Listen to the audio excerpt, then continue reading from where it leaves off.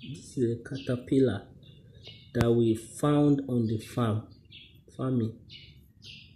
So it's a caterpillar. Look at it. It looks like, typically when you are farming and you come across it, you would think it's a piece of leaf.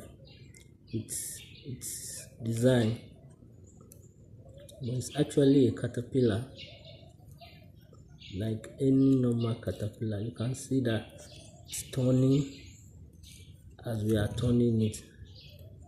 See, it's already moving. You can see.